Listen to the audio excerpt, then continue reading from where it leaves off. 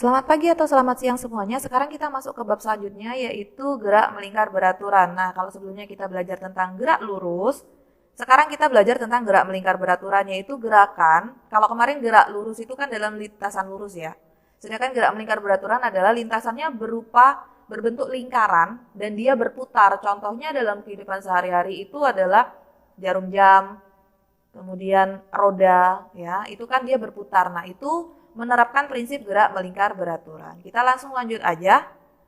Rumus umumnya di sini saya sudah merangkumkan ada 6 rumus ya. Di sini kalian pasti tahu tentang periode dan frekuensi. Tapi dulu ketika SMP pasti kalian belajarnya dalam materi tentang getaran. Tapi di sini karena gerak melingkar berarti kata-kata getaran yang dulu kalian pelajari diganti menjadi perputaran, jadi putaran ya. Oke. Nah, di sini ada kecepatan linear. Kecepatan linear itu adalah kecepatan biasa atau kecepatan pada gerak lurus ya. Yang kalian pernah pelajari di gerak lurus itu lambangnya V, ini pasti udah tahu. Nah, kecepatan sudut. Kecepatan sudut itu lambangnya adalah nih, seperti ini, bacanya adalah omega. Ya, omega. Gambarnya adalah W kecil, seperti W kecil, tapi dia gendut di bawah. Jangan sampai kamu gambarnya kayak W biasa, karena W biasa itu adalah lambang lain, yaitu usaha. Ya. Kemudian kecepatan linier dihubungkan dengan kecepatan sudut, rumusnya adalah V sama dengan omega dikali R. Nah, ini ada sudut dan waktu. Delta theta, ini kayak ini theta, harusnya I tahu, sama dengan omega dikali delta T. Tapi ada beberapa buku yang dia tidak pakai delta. Dia langsung tulis aja theta sama dengan omega dikali T, itu sama aja. Ya, sama aja. Tapi kalian tahu ya, harusnya tahu kenapa ini pakai, kenapa itu enggak, sebenarnya prinsipnya sama aja. Percepatan sudut, kecepatan linear, kecepatan sudut dan jari-jari. Nih, AS. Ini adalah percepatan sudut, itu nama lainnya adalah percepatan sentripetal. S itu adalah kata dari sentripetal. Kalau biasa kalian nulis percepatan itu hanya A saja. Kalau di gerak melingkar itu namanya percepatan sentripetal, makanya lambangnya adalah AS kecil di bawah. Nah, ini rumusnya ya. Kita lanjut konversi satuan sudut. Nah, di sini ada satu putaran, itu adalah 360 derajat. Kalau ini pasti kalian udah tahu. Nah, itu sama dengan 2pi radian. Pi-nya di sini 3,14 ya, atau 22/7. Kalau misalnya dia bisa sebagai pembagi 7, kamu pakai 22/7. Tapi kalau tidak bisa sebagai pembaginya 7, kamu pakainya 3,14 ya. Nah, setengah putaran berarti 180 derajat sama dengan pi radian. Nah, 1 radian itu adalah 160 derajat per pi derajat sama dengan ketika dihitung adalah 57,3 derajat.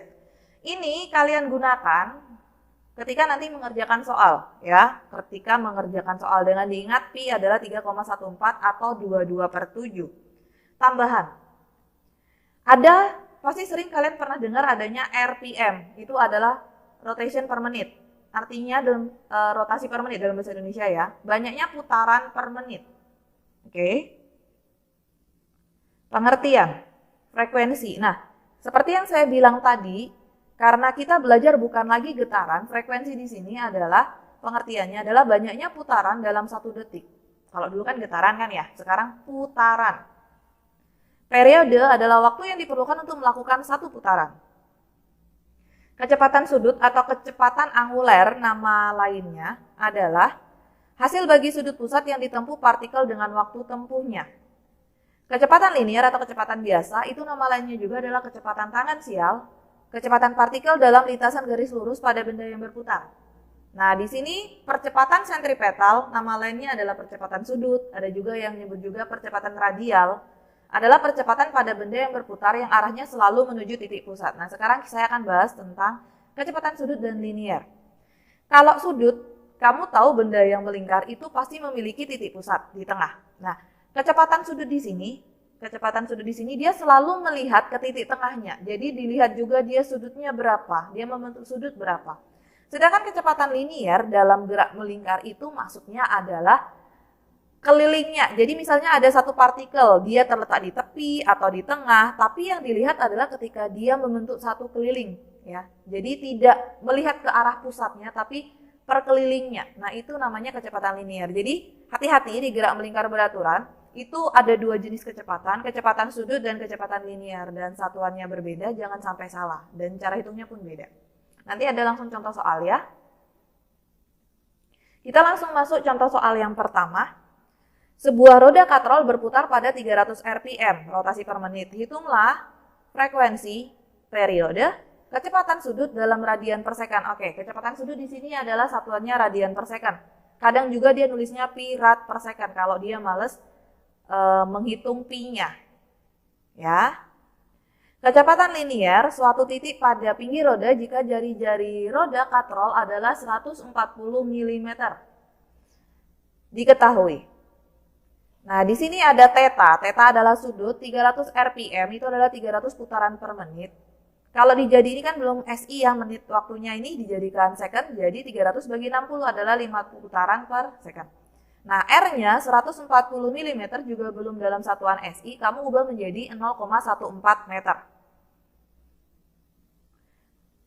Lanjut, frekuensi. Tadi pengertian frekuensi adalah banyaknya putaran dalam 1 detik. Nah, karena di sini masih menit, ya seperti tadi 5 putaran per second, itu langsung ubah aja menjadi 5 Hz. Nah, sedangkan periode hubungannya dengan frekuensi adalah 1/f, berarti 1 bagi 5, 0,2 second. Ya.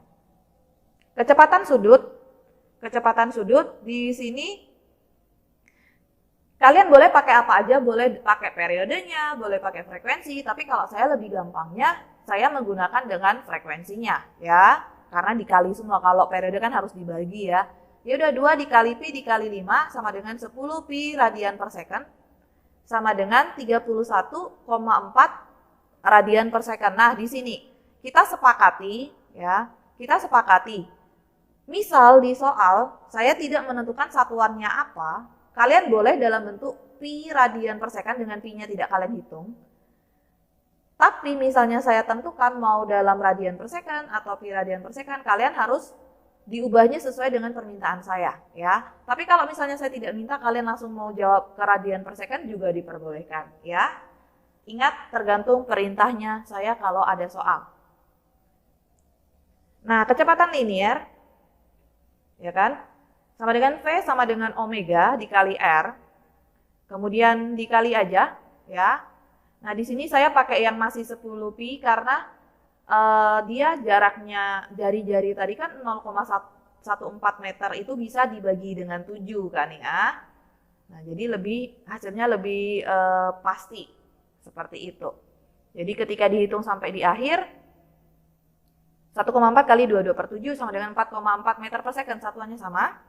Dan misalnya sekali lagi di soal saya tidak meminta dia dalam satuan apa, kalian boleh dalam satuannya pi meter per second atau dalam meter per second. Tapi kalau di soal saya minta, ikutin yang di soal saya maunya dalam satuan apa. Oke? Ya, ini jawabannya. Seperti ini. Udah ya. Kita masuk contoh soal kedua.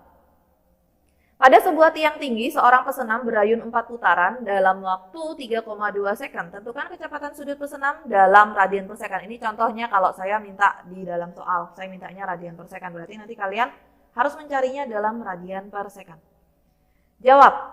Konversikan satuan sudut terlebih dahulu. Sudut, ya, delta theta sama dengan 4 putaran. 4 putaran kalau diubah dalam pi radian adalah 4 dikali 2 pi radian, karena satu putaran itu adalah 2 pi radian, berarti dikali 2 pi radian ya. Jadinya adalah 8 pi radian. Kecepatan sudut atau omega, masukkan ke rumus.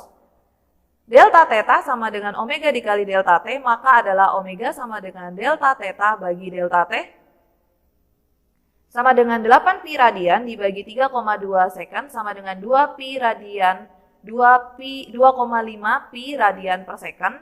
Nah, karena saya mintanya radian per second, pi-nya itu kalian harus ubah dalam 3,14 karena 2,5 tidak bisa dibagi 7 kan? Ya, dikali 3,14 radian per second. Ini hasilnya adalah 7,85 radian per second. Seperti ini. Contoh soal ketiga. Sebuah kipas listrik berputar sebanyak 45 putaran per menit. Jika ujung kipas berada 24 cm dari sumbu putarnya, tentukan kecepatan tangensial, kecepatan linier ujung kipas. Jawab ya. Tapi sebelum kita melihat jawabannya, yang perlu kalian ingat ketika menemukan soal adalah kalian lihat dulu satuannya apakah sudah SI semua atau setidaknya udah setara belum semua ya. Karena ketika saya membuat soal itu sering berbeda-beda seperti itu, jadi kalian sepakati di gerak melingkar beraturan kalian jadikan dalam SI. Contoh di sini 45 putaran per menit. Per menit, menitnya ini kamu jadikan detik karena satuannya SI adalah detik atau second. 25 cm, nah sentimeter ini kamu jadikan ke SI, jadi adalah satuannya meter. Nah nih, jadi contoh omega. Omega adalah delta theta dibagi delta T. 45 putaran per 1 menit, 1 menitnya saya jadikan 60 second. Jadi adalah 1,5 pi radian per second. Ya. Kemudian kita cari V-nya adalah omega dikali R.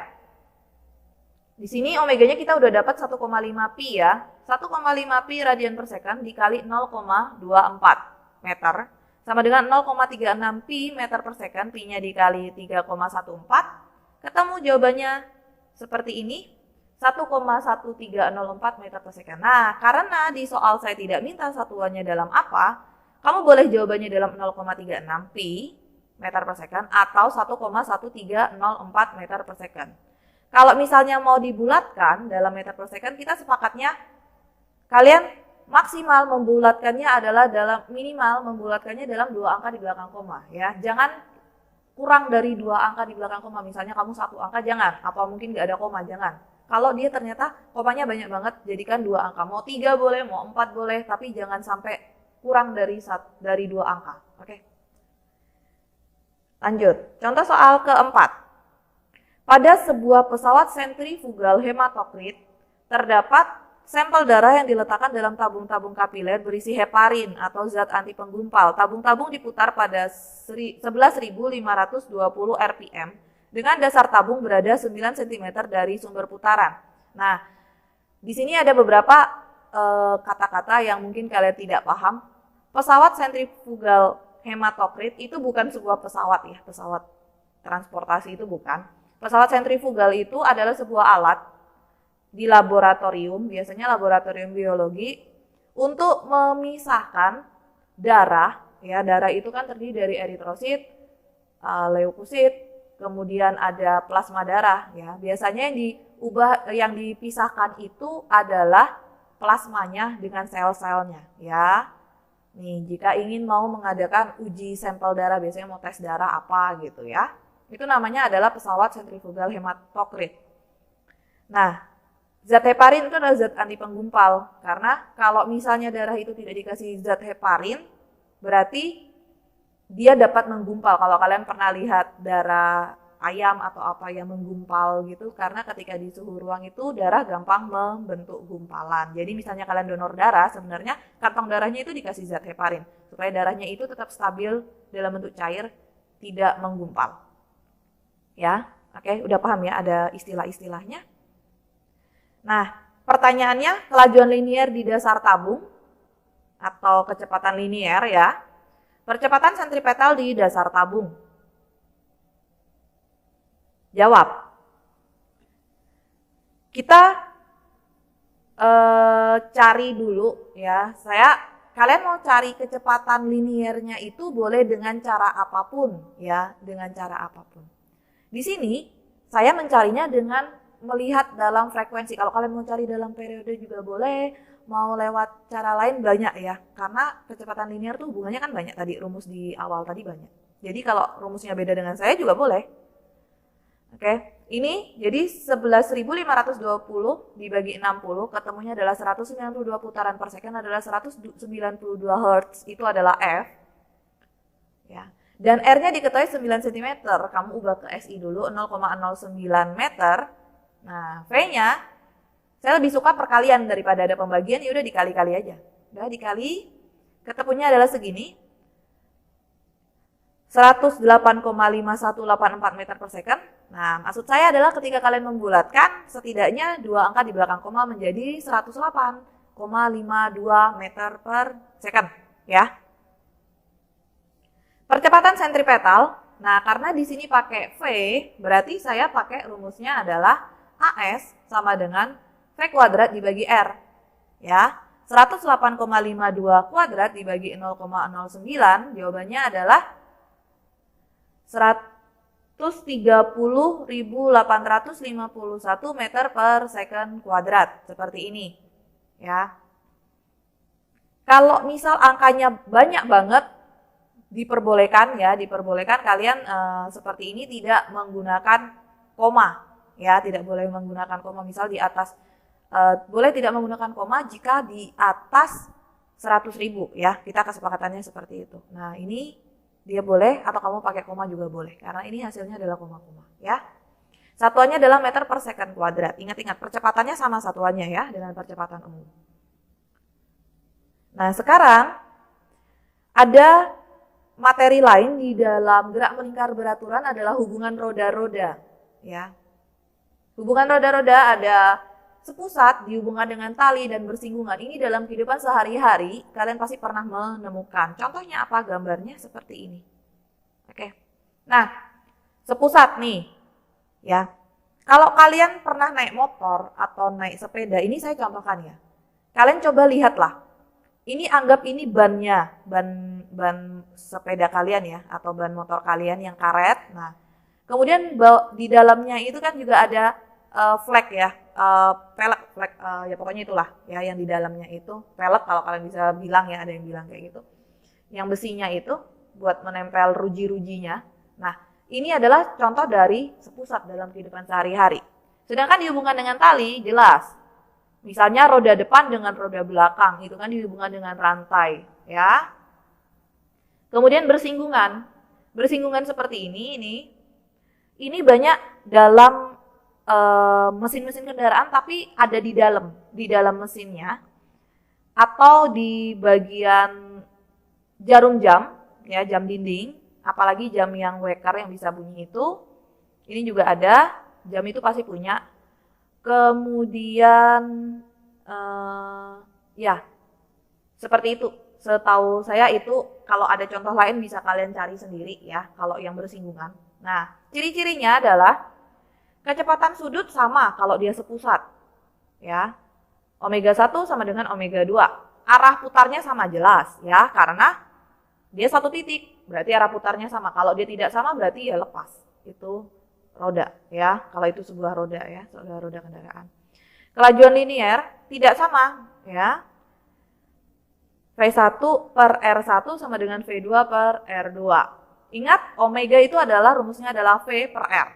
Nah, V itu berarti adalah omega dikali R. Nah, di sini dihubungkan dengan tali, kelajuan liniernya sama, V1 sama dengan V2, arah putarnya sama, jelas, ya. Kalau ada sebelah rantai berarti arah putarnya sama. Kalau dia depan ke depan, ya berarti ikut ke depan. Kalau ke belakang, ya ikut ke belakang. Kalau nggak sama, ya udah putus rantainya ini, atau yang dihubungkan dengan tali ini, ya. Kecepatan sudut tidak sama, ya. Omega 1 dikali R1 sama dengan omega 2 dikali R2. Kelajuan linier untuk yang bersinggungan, kelajuan liniernya sama. V1 sama dengan V2. Jadi ini sama dengan yang nomor 2, ya. Tapi yang berbeda adalah arah putarnya berlawanan. Oke.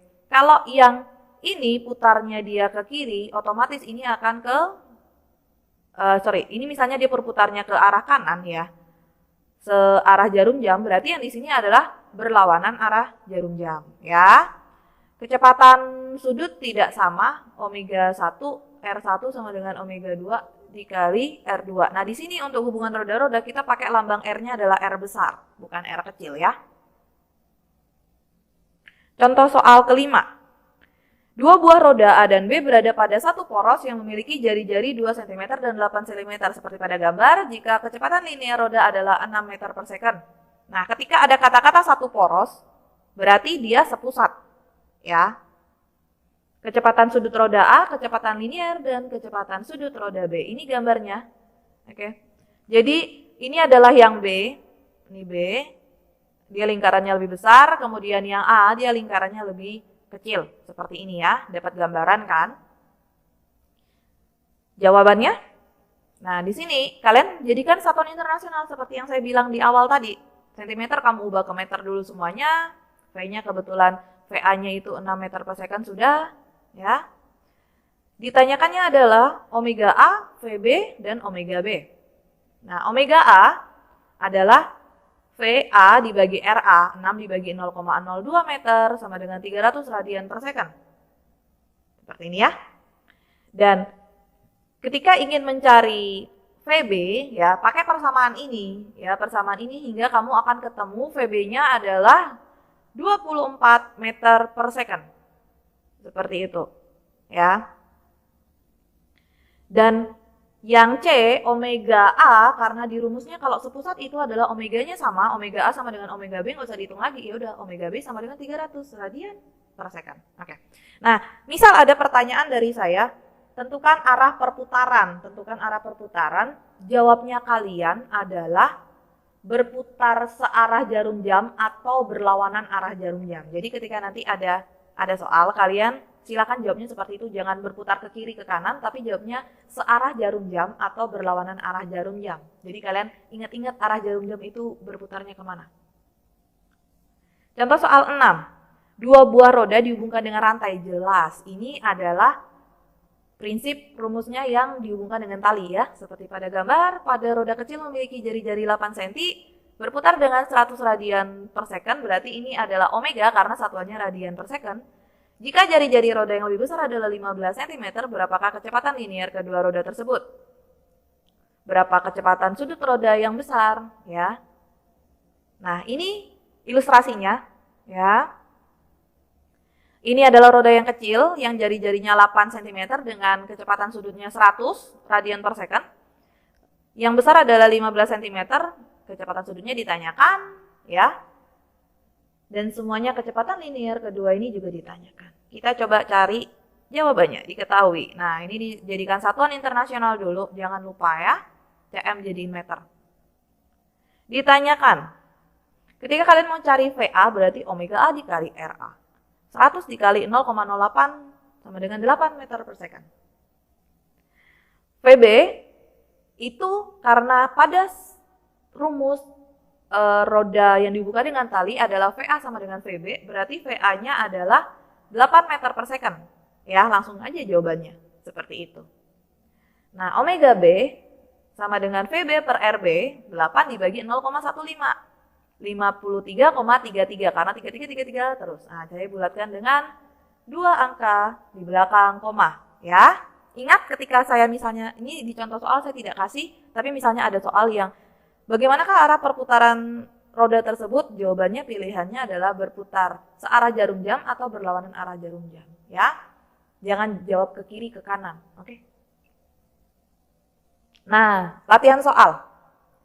Silahkan mengerjakan pilihan ganda halaman 156 sampai 158. Ini tidak saya nilai, tetapi latihan soal ini akan saya bahas di pertemuan selanjutnya. Jadi misal kalian tidak mengerjakan, ya saya tidak menghukum, tapi kalian akan kebingungan untuk mengikuti penjelasan saya ketika di pertemuan selanjutnya ya. Karena gerak meringkal beraturan itu gampang. Tapi yang bikin dia susah adalah rumusnya itu bisa bolak-balik ya. Dengan rumus ini bisa, dengan rumus ini bisa. Oh iya, tapi dengan ini dia, oh ini harus dibalik, itu enggak. Jadi silahkan kalian kerjakan latihan soal pilihan ganda halaman 156 sampai 158. Kerjakan yang kalian bisa. Nanti kita bahas di pertemuan selanjutnya ya.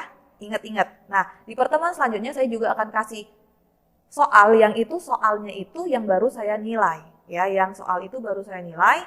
Nanti pengumpulannya di minggu depannya lagi ketika kalian ulangan. Seperti itu. Jadi sekalian mengerjakan soal, kalian dapat nilai tugas juga persiapan untuk ulangan. Seperti itu untuk yang latihan soal ini. Untuk latihan saja kalian di rumah, kerjakan yang kalian bisa. Ya.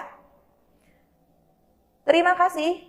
Demikian materi gerak melingkar beraturan. Semoga paham. Jika tidak paham, silakan bertanya sama saya. Lebih baiknya lewat WA, saya lebih cepat menanggapi di situ. Terima kasih. Semoga paham. Dan selamat pagi atau selamat siang.